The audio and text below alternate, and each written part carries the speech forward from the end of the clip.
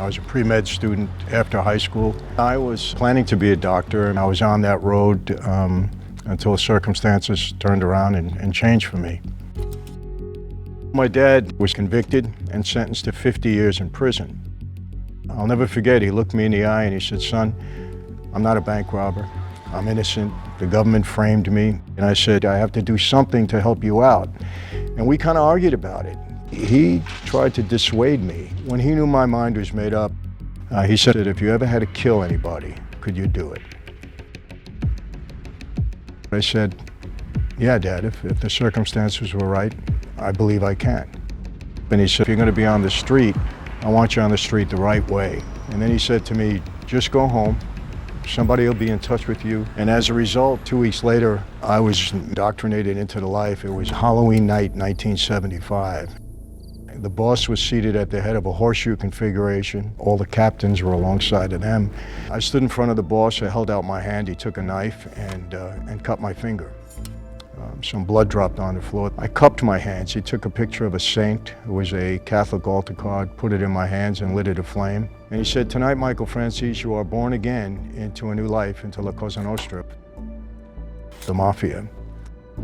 And he said, "Violate this oath, betray your brothers, and you will die and burn in hell like this saint is burning in your hands."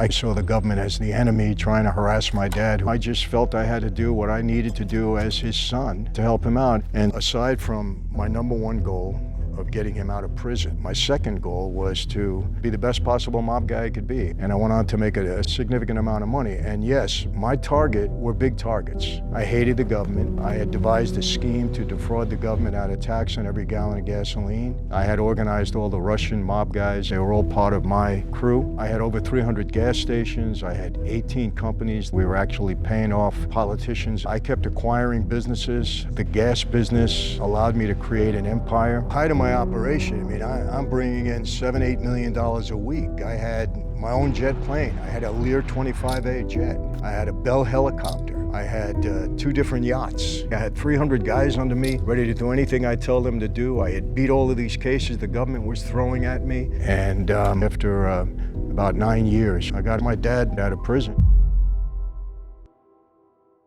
At that point, a story had broke in one publication that said that I was becoming powerful enough to break off from the Colombo family and start my own family. There was no truth to that whatsoever. It was a fictitious story. It got into people's head. It's a double-edged sword. When you're making that kind of money and you're starting to have that kind of an influence, and I was one of the younger guys, started to get some resentment from the older guys. They got a hold of me, and I'm walking down that cement path, and I'm hearing the crickets chirping, and I'm smelling the flowers, and I'll be honest with you, I started praying, because this is a bad setup.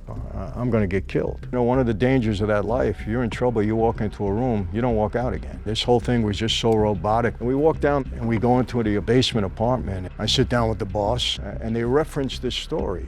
They said, "You're making $2 billion a week." He said, "Well, you know what happens if that's true, right?" As if he was saying to me, "You're going to get killed if we find out that's true." And then I caught myself, because you don't get mad with the boss and you don't get out of hand. Answered their questions, and then it was over. I was looking for my father. He wasn't there. Now I'm starting to get a little nervous. He grabs my arm and he said, "Your father, he didn't help you one bit. He hurt you, Mike. He threw you under the bus." And I was just stunned. He didn't stand up for me. And that was devastating. It was crushing. The life lost value to me. If this life can separate father and son, it just reached a breaking point. I just made the decision that I had to walk away. You know, almost out of nowhere, I fell in love with a young woman. My love for her was really the catalyst that gave me the strength to walk away. It was a very complex decision, because how do you walk away and survive? When it became public that I was walking away, I mean, everybody predicted my death. Michael Franzese. It was all over the media that I was going to get killed. It was no surprise to me. I knew it. I mean, I knew the life well. I knew that they were coming after me. Everyone I know and now my dad, either dead or in prison for the rest of their lives. I don't know anybody that's survived that life. You know, I spent 3 years in solitary confinement in the hole, 6x8 cell, 24/7. But it was during that alone time when I was just at the bottom of life.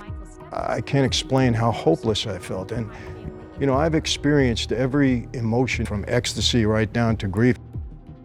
Hopelessness is the worst. If you're in this deep, dark hole, everything that's dear to you is gone. That's how I felt. It was the lowest part of my life.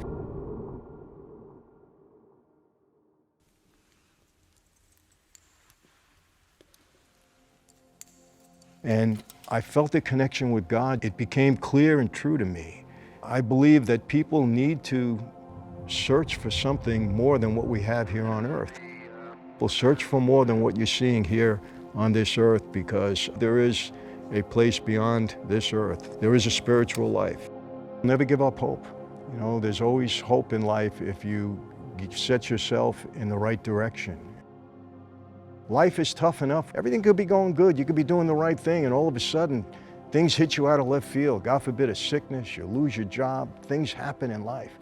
When you do the wrong thing and you put more baggage on your shoulders to carry around throughout your life, before you know it, that you're 40, 50, 60 years old, and you look back in your life and you say, what did I do? What did I accomplish? There's a lot of things that we don't control, and our life can go down the tubes in 1 second. I'll tell you this, it made me realize that how humble that we need to be in life, because at the end of the day, we're not. Life is fragile and it's delicate.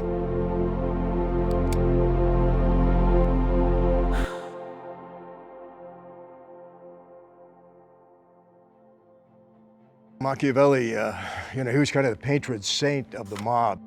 We followed his ideology in that the end justifies the means. You can do anything and everything you had to do, whether right, wrong, legal, illegal, to maintain control of your kingdom. That was kind of the Machiavellian way, and that was certainly the mob way. I contrast that with King Solomon. You got to do things the right way. You got to be honest, you got to have integrity, you got to be upright, because in the long run, it's going to pay off. I try to follow his rule. Now, forget Machiavelli, you go the Solomon way.